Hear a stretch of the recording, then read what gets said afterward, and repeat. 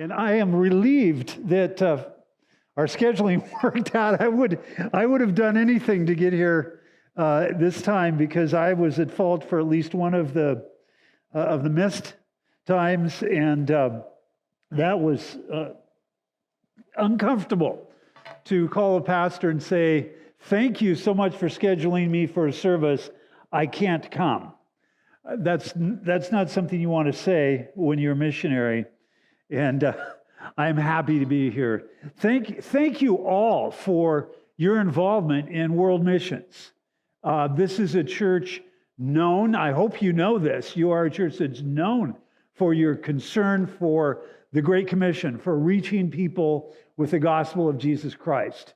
And your involvement in my life and that of my family over many years has enabled us to be in service to the Lord in a variety of ways.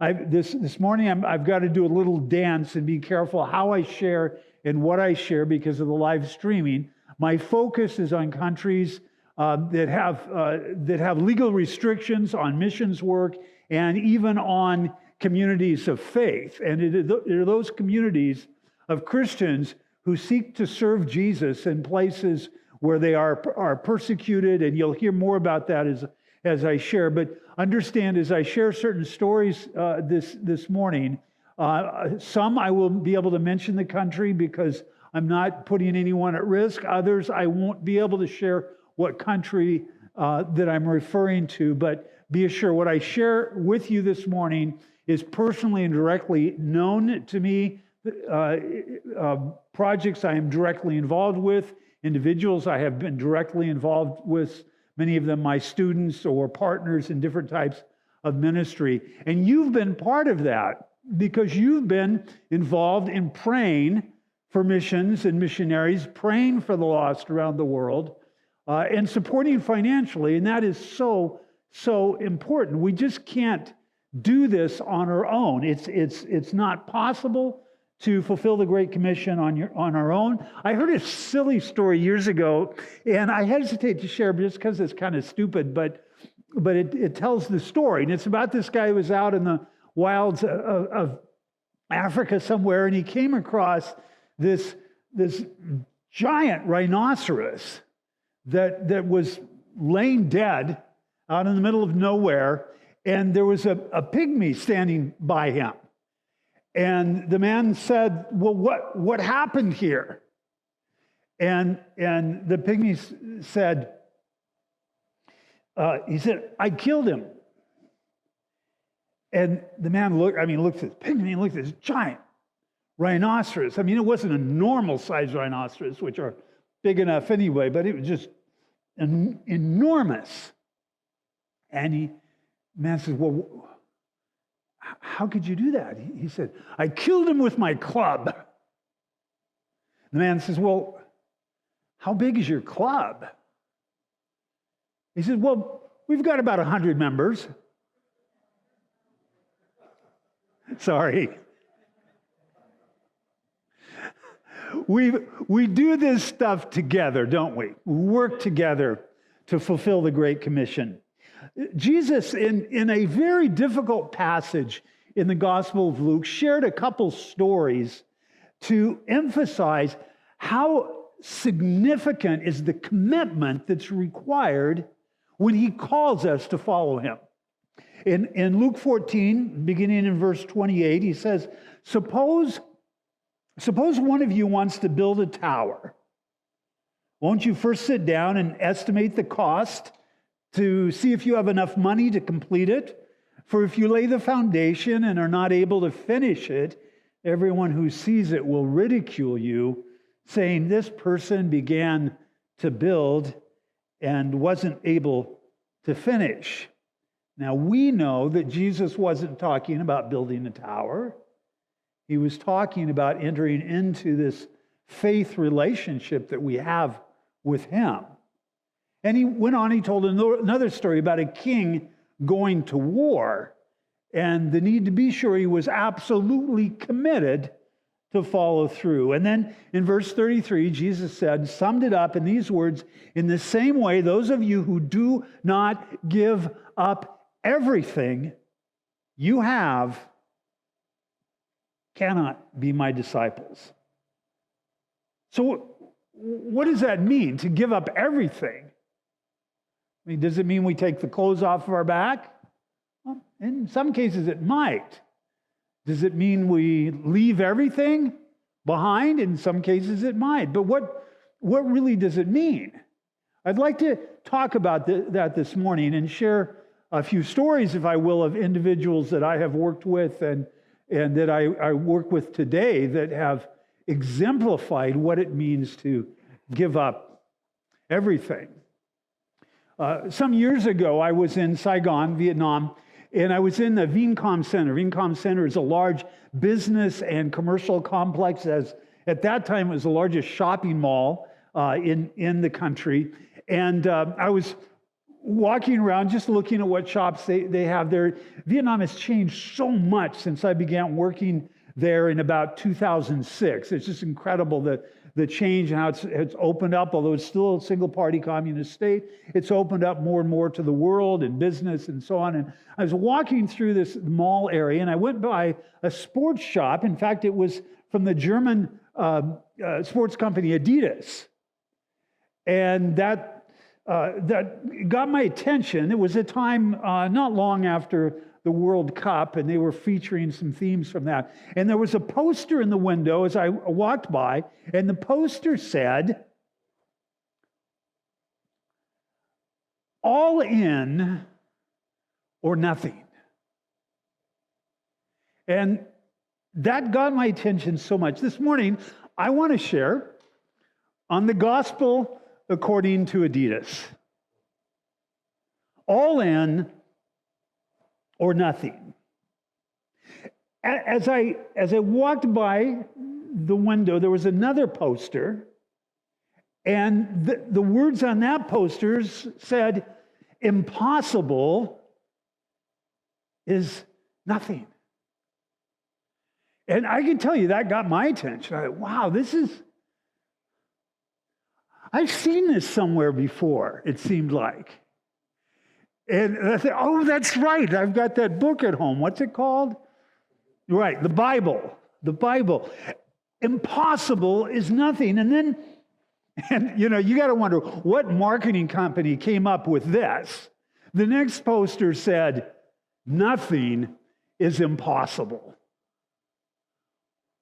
Where do they get this stuff? Well, I know where they get it. So it's not the gospel according to Adidas, it's the gospel according to Jesus. So what does it mean this morning to be all in? Each of us who are followers of Jesus, at some point in our lives, said in our hearts, I want to be all in. I want to take this, who I am, what I am, my dreams, my me, and go all in for Jesus. And if you've never done that, I've got good news, because this is your morning. Today you can do that and go all in for Jesus and experience what you'll hear about as I share some of the people that have followed him in the good and the bad, but in the real. To be who you were made to be. So what does it mean to be all in? First of all in means you make an irrevocable decision. That means you can't go back.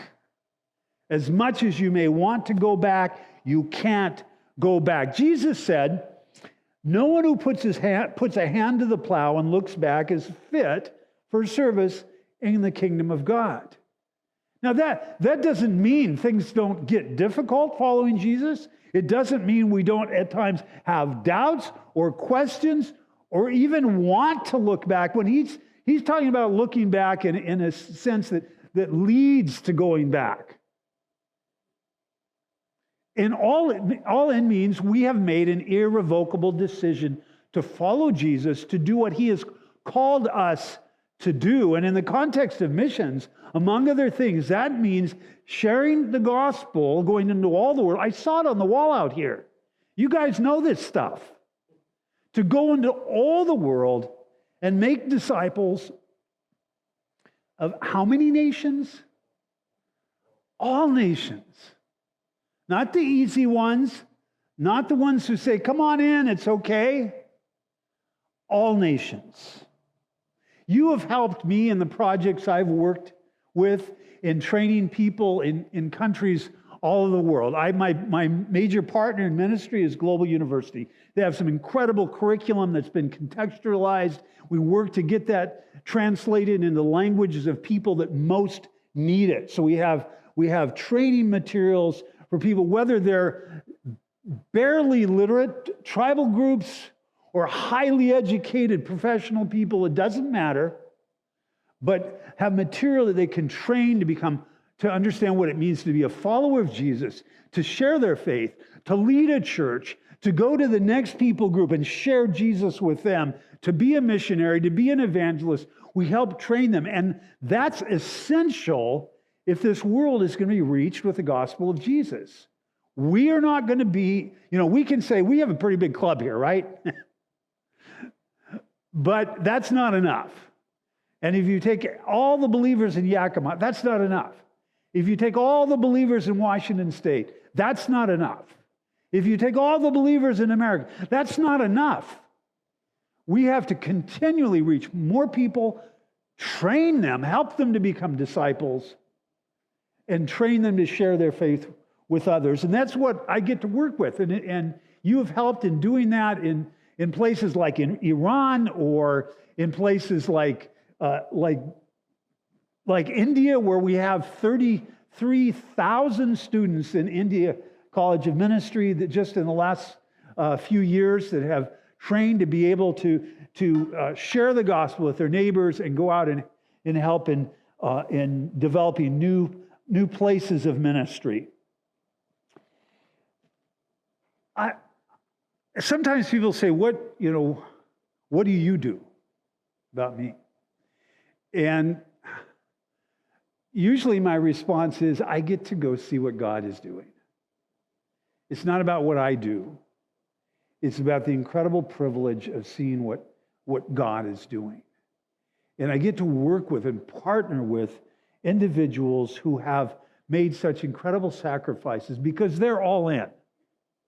One lady that's become a friend and was a student of mine from Iran. She grew up in a Christian home in Iran, which is very unusual. But her family was fairly prosperous. She went off to university in Iran, and a young man began to court her and claimed that he was a Christian as well. And she responded to that and fell in love with this guy.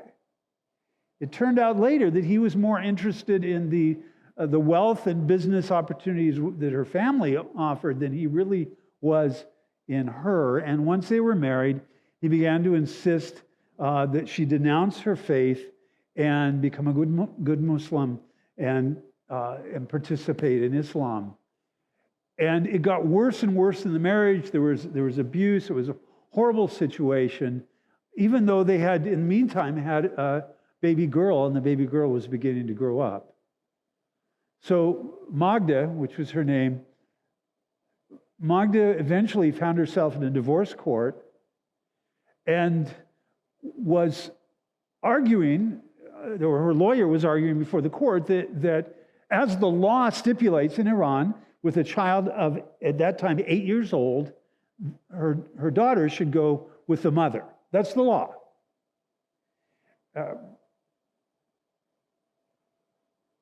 The judge looked at Magda and he said, I want to send your daughter with you, but I will not unless you will renounce your faith in Jesus and promise me you'll be a good Muslim. Now, those of us who are parents, we can imagine how horrible that would be. But I don't think we can imagine, unless we've been through it, how horrible it was for Magda. renounce your faith in Jesus or lose your daughter.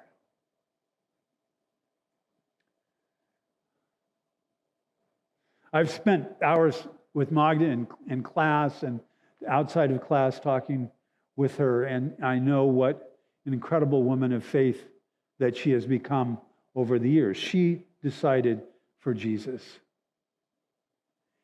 And after deciding for Jesus, she only got to see her daughter one time a few months later.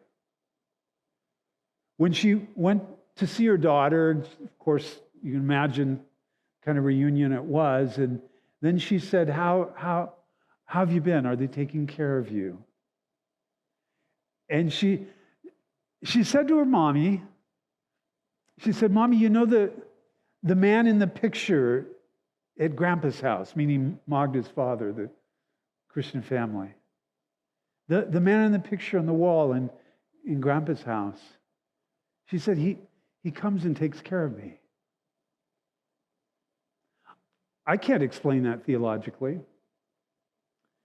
But this little girl at 8 years old identified something that was happening in her life with a picture of Jesus on the wall of her grandfather's house.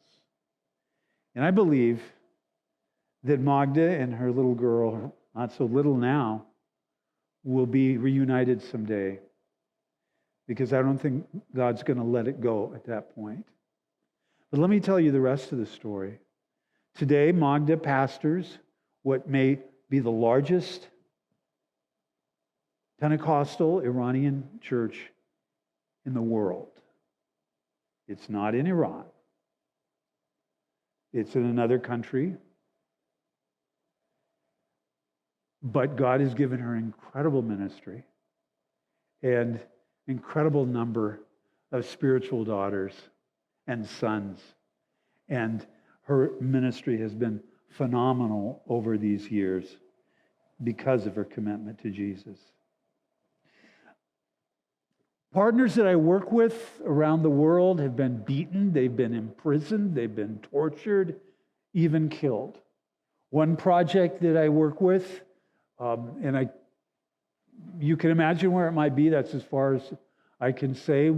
In recent years, that project has had more than 35 martyrs, leaders who have been killed for their faith in Jesus. Now, some of you are thinking, you want me to make an irrevocable decision to follow Jesus, and you're talking about people being killed or losing their children for following Jesus. Yes, I do. Because God's plans go so far beyond what we can imagine when we see that kind of thing happening. Because God brings joy into people's lives, He brings fulfillment into people's lives, and His plan for this world, for you and your family and your neighbors and that country you've never even heard of, goes so far beyond what we can imagine. It's so great that we sometimes simply have to hold on to that. That's the whole message. If you've read the book of Hebrews, and the message of Hebrews over and over again is you can't go back. You've made a decision. You're following Jesus, and Jesus will turn it around for you, and from what seems to be a very difficult situation, He'll make it into something wonderful for you. The second thing all in means you are in until you finish. You're in until you finish.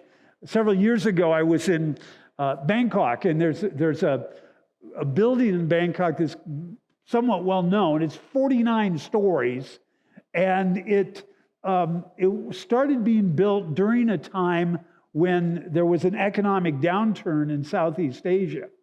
And so the main structure of the building was built. The company that was building it ran out of funds and just stopped. This was a couple decades ago. The building is still there. If you go there, you can go to where the building is. There's, it's fenced around. There are guards there. Pay them a little money, they'll let you in. You can go up and look at this incredible building that's never been completed. Following Jesus is not like that. Following Jesus means we're in until we finish. Let me ask you this. What are you in for? What's the dream that God gave you? What's the call God put on your life? What was in your heart when you first chose to follow Jesus? Is it finished? What's the next step? This morning, you're going to make a commitment to take that next step. Because all in means you're in until you finish. Many years ago, and by looking at me, you can imagine how many it might have been, I ran the Seattle Marathon. And it was just a dream I had. It worked out. I was pastoring at the time, and one of the men in the church said, "Come on, Pastor, you need to learn to run." And we trained, did some other distance running, and finally the Seattle Marathon came up. We entered in the marathon, and I started running that Saturday morning very early, and it was a little cold, a little drizzly. I mean, it's Seattle, right? And I thought that my training was good enough for it. I mean, I'd done, I think my longest run preparing was 22 miles. That's pretty, getting pretty good. But as I ran, it got, they talk about hitting the wall. Well, before I hit the wall, I hit something else. I don't know what it was. I wanted to quit. I'll tell you, I'll be really honest with you. I got to a certain point in the marathon, and I thought, is this really worth it? Do I really want to do this? But now I don't know the route of the Seattle Marathon today, but this is back in the 1980s. And in the 1980s, the marathon route was basically an out and back. It was circular, but you didn't pass the starting point until you got back and it became the ending point. You know what that means? That if you're halfway out, or if you're anywhere past halfway, and you want to quit, you can't. You still have to get back to the finishing point, because that's what your car is. That's where your family's waiting for you. And at a certain point, I realized, hey, I'm committed. I'm going to finish this thing. All in means you're in until you finish.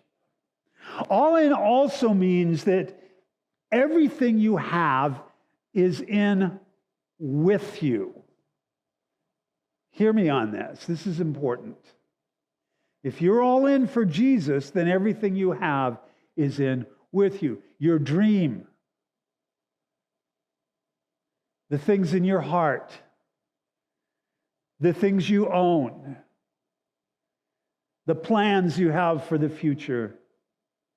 All in means everything is in with you. Every relationship, your freedom, even your life is in with you.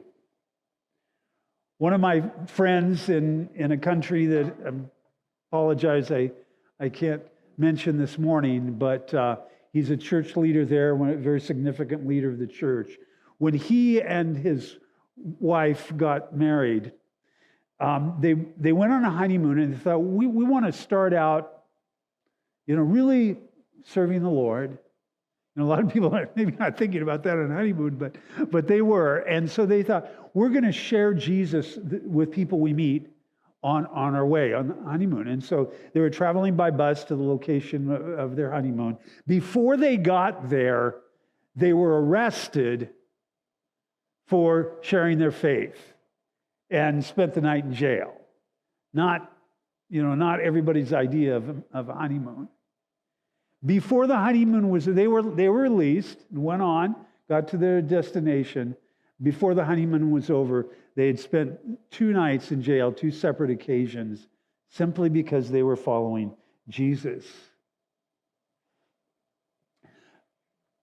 A businessman that I've known over the years passed away recently, about 3 or 4 weeks ago, on the East Coast. He had a high-tech company, had done very well over a number of decades, but he had a dream in his life. When God called him, he felt that God called him to support missions. And so over the years, he had chosen different missions projects and had given, literally millions of dollars over the years. But the way he did this was incredible because, now keep in mind, this is a business, a pretty good-sized business. He has, highly paid engineers and other technical people on his rather large staff. They're a well-known business in the technology area, and especially in defense and medical type applications. And he decided that he would take everything left over at the end of the fiscal year and give that to missions. Now, I don't know how many business people in here there may be, but you know that's crazy, don't you? You've got to have capital funds, you've got to have funds to invest, you have to have funds to expand. But he said, no, God will take care of that. I'm going to take care of missions because we've been called to reach the world. So that was his strategy. His banker, year after year after year, told him he was nuts. And maybe he was, I don't know. But what I do know is this man continued to do this every year. One time he needed, and he told me this story, he needed $1 million for a high-tech machine to do things. They work with microboards, and he needed a machine that was new on the market. And of course, he had given everything away. And he went to the banker, and the banker said, "You're crazy." He went to the company that was selling this machine and said, "I have an idea." They said, "I want you to give that machine to me. Instead of me paying $1 million, you give it to me, and I'll use it for these applications I want to use it for my business. And I'm going to do really well because of that." And, they're waiting to hear, okay, what do we get out of it? And he said, and then you can tell that story and you'll be able to sell this to other high-tech companies. He convinced them. I remember visiting the business and seeing this incredible machine that would do microchips. So small you could barely see them, and place them exactly right. $1 million machine. And he got it for free. Why? Because God honored his commitment, because he recognized that when he went all in, everything he had, including his business, was in with him. That business, which now was passed on to his family, led by his daughter, continues to invest in missions around the world year after year because he was all in and made a difference. Let me ask you this. Have you left anything out in your own all in? Is there something you're holding back? Maybe the Holy Spirit's speaking to you this morning. Maybe you're thinking about something God has called you to do, or to give, or to say, or even just to take that next step, whatever it is. This morning's the time to make that commitment. It's never too late. Let me promise you, it is never too late to be all in for Jesus. I have an incredible legacy through my great grand aunt. My mother was named after her. My mother's name was Catherine, and my great aunt, whose name also was Catherine, at 48 years old, she had already survived 2 husbands and was a social worker in New York. She had no Bible school training, and I don't recommend this, so don't misunderstand me. But some missionaries came to her and they said, "We've been working in Sumatra trying to reach this unreached tribal group in the jungles of Sumatra. we need to get back to China, which is where this other couple had been working previously, and we need you to go to Sumatra, which was then the Dutch East Indies. This is in the 1930s, and take up the ministry where we were working. And my Aunt Catherine, who at that point, she hadn't been a Christian her whole life, but she had understood that following Jesus means something, and that she was all in. And somehow she said, okay. 48 years old. She got on a ship, 1938, sailed off Singapore and then Sumatra, joined the team that was reaching out to this unreached people group, the tribal group. Incredible experiences of spiritual warfare and just the incredible dangers they were involved in and so on. Shared the gospel with this tribal group. Individuals started coming to faith for Jesus. And when I was in Indonesia not too many years ago, I looked at a book that's been published on the reached and unreached people groups throughout Indonesia, but also on the island of Sumatra. And it listed that tribal group as a reached group. Catherine went back in 1939, even though she was the State Department in the U.S. that said, we don't want anyone going back there. She felt she had to go back. And she went back and ended up, when the Japanese marched down the Malay Peninsula into Dutch East Indies and took over, she ended up being one of the first Americans interned by the Japanese during World War II. She spent the entire war in incredible, horrible circumstances of these camps that saw such incredible suffering and maltreatment and disease and hunger. And so when she lived through it, and at the end of the war, she weighed 68 pounds. But you know what she said?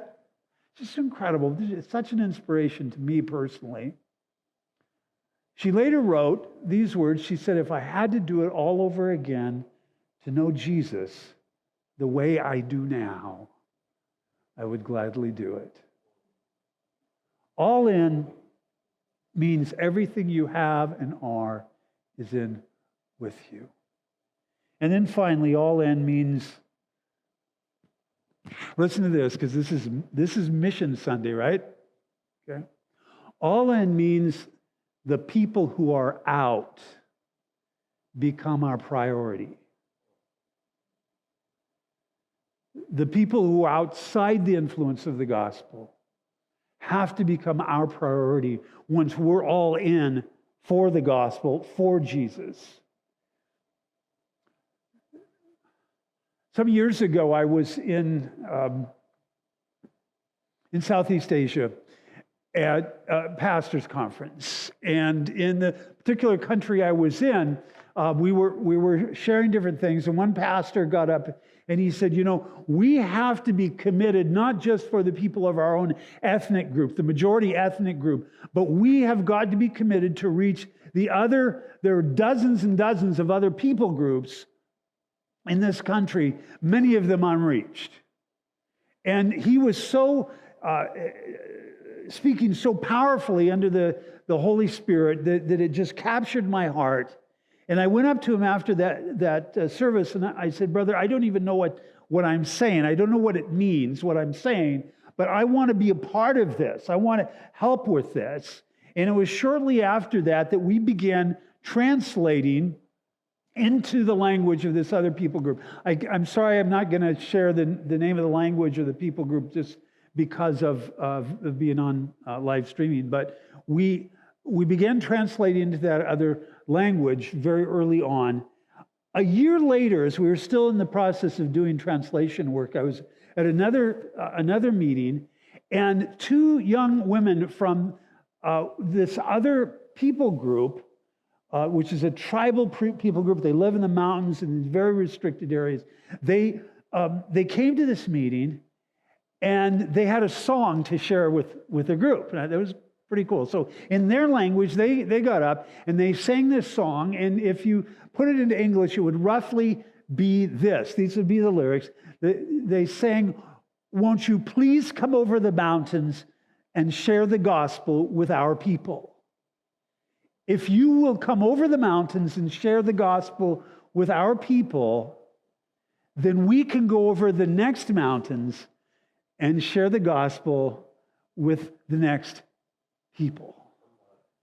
Is that the best missiological strategy you've ever heard? It is for me. And I've read plenty of books on missiology. There's no better strategy. Go over and reach these people. They'll reach the next people. They'll reach the next people. That was about 10 years ago, a little less than 10 years ago. Today, not only can I report that thousands of leaders from that people group are serving the Lord and have been trained and discipled in their language to reach others, but there are at least 20 other people groups that have been influenced because of that. This is what it means to be all in for Jesus. It means that we are prioritizing those who are out and reaching out to them. What's God saying to you about your priorities this morning?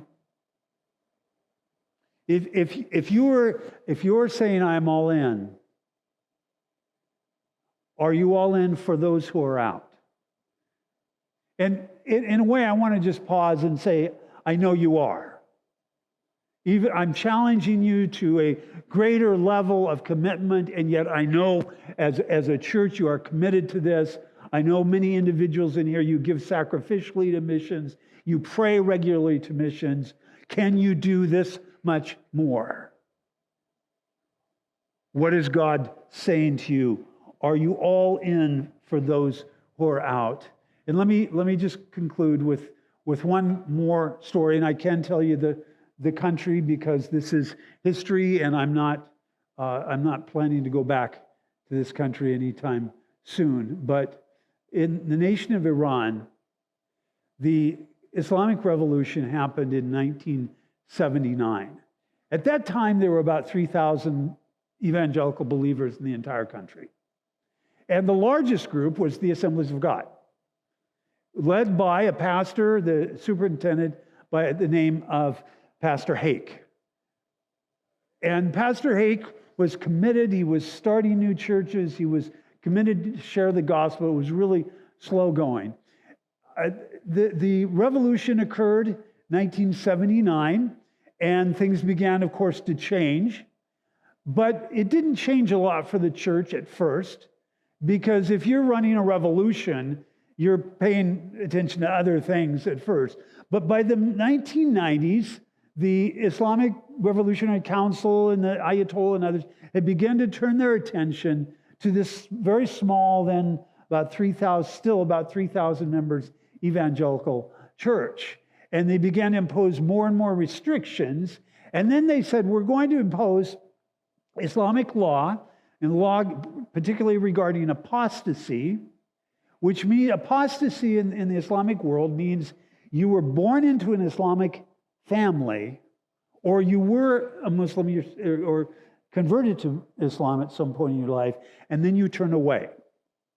So that means if you're born in an Islamic family and you ever become a follower of Jesus, you have committed apostasy, and the penalty for apostasy is death. And so they turned their attention to an Assemblies of God evangelist by the name of Sudman. Pastor Sudman had been, before the Islamic Revolution, had converted to Jesus and had committed his life to sharing the gospel. The Iranian government arrested Pastor Sudman, put him in prison, put him on trial, convicted him of apostasy, and sentenced him to death by hanging. So Pastor Hake, responding that began to lobby the government, doing everything he can to try to get them to rescind this sentence of killing a man simply for following Jesus. And it fell on deaf ears. And when all other routes were blocked from him, he decided the only thing he could do was sort of take the thing public And he began to contact state departments and ministries overseas in different countries. He contacted the United Nations and started pushing to try to make a global world awareness of what was happening, to see if he could possibly stop his friend and brother from being executed. And unbelievably, it worked, because the government decided it just wasn't worth this much world attention on them at that time, now about 1995, and they decided to not just cancel the sentence, but to release Pastor Südman from prison. So there was a moment of joy, a moment of thanksgiving for this shift that had happened. But just weeks later, Pastor Hake, the leader of the Assemblies of God, got in the church van in Tehran and to go pick up some people at the airport, and disappeared.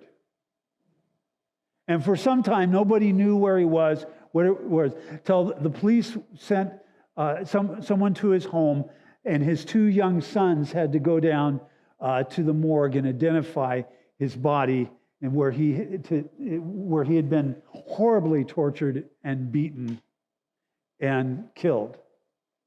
It was a horrible thing, and there's no question now. There's been lots that's come out since then. It was done by the government,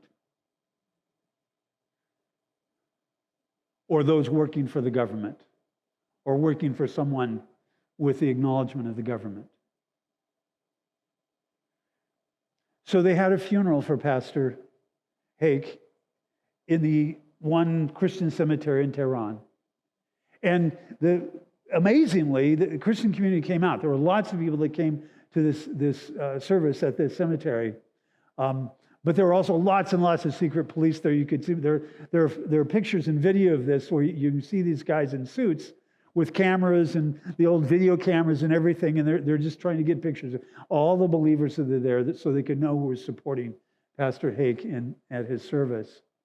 And Pastor Südman spoke at that service. The man who originally had been sentenced to die by hanging for becoming a Christian, he spoke at the service, and he was sharing with the people the regrets and all from what had happened, because he was the one who was supposed to die. He was the one who had been sentenced to death. And at a certain point, and speaking to the congregation there, he stopped. He looked down at the coffin where Pastor Hake was laid out. It was a closed coffin because of the mutilation of the body that had taken place. And he looked down as if Pastor Hake could hear him. And he said, my brother, you stole my martyrdom from me. If only that had been true, because just a few months after that, the very same thing happened to Pastor Südman. And that began a wave of persecution against the church in Iran that has not let up to this day. But what happened was the church decided they had a decision to make. And I will finish with this. They had a decision to make. Are we all in or not? And if we're all in, what is our priority? And the church in Iran at that time, as I said, about 3,000 members, made the decision that they were all in, whatever it cost. And their priority would be those who are out. And they began to step up their evangelism, their sharing their faith with others. This year, I got to participate in online training with Iranian brothers and sisters. They made that decision, and that was the beginning of the house church movement in Iran. At that time, all the churches were normal buildings like this.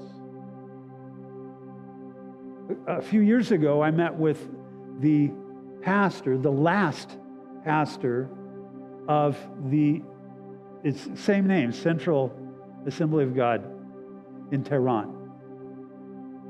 It's interesting, I didn't even think of that till this moment. Same name, Central AG. It's gone, the church is gone. Not too many years ago, the government finally, it was the last above ground Assembly of God or evangelical church of any kind in the country, and it's gone now. The pastor had to leave the country, and I met with him and I said, I've heard things about the underground church and we're working with this online training and all that, but I want to hear from you. What is your estimate? How many people now are following Jesus in Iran?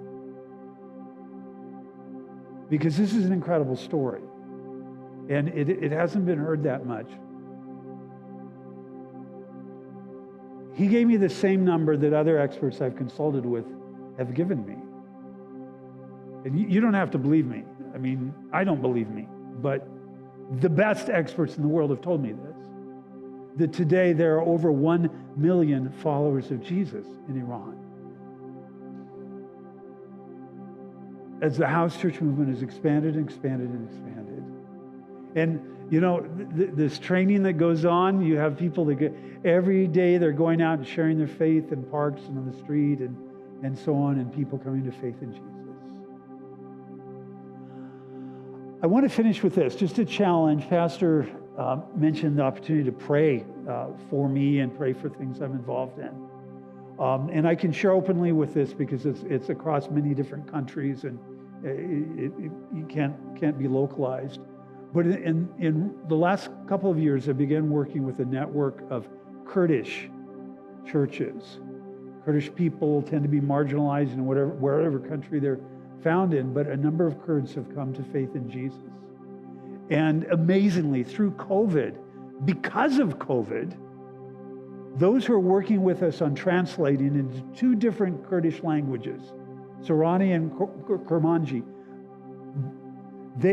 and I can't mention where they're at, sorry, but because of COVID, they were stuck at home, and we thought in 2020 we would get maybe 2 or 3 courses out of a curriculum of 18 courses. We thought maybe 2 or 3 we could get translated during that first year, in hopefully both, at least one of the languages. But just a few months ago, I got noticed, and I shared a Skype call with some of these leaders, all scattered among various countries with Kurdish people. And by the end of 2020, we had the entire 18-course curriculum translated in both languages. We now have hundreds of people training in those languages and in this curriculum. And I'm believing for a huge impact from this. There's much more that needs to be done. We've got a higher level curriculum of another 18 courses that the leadership I'm working with, the Kurdish leadership, they feel we've got to get that translated as well. And I'm here to ask you to not just support that as you have been, of course, in supporting my ministry, but to pray for that. Can I ask you to do that? Before you pray for me, would you stand? I want to pray for you.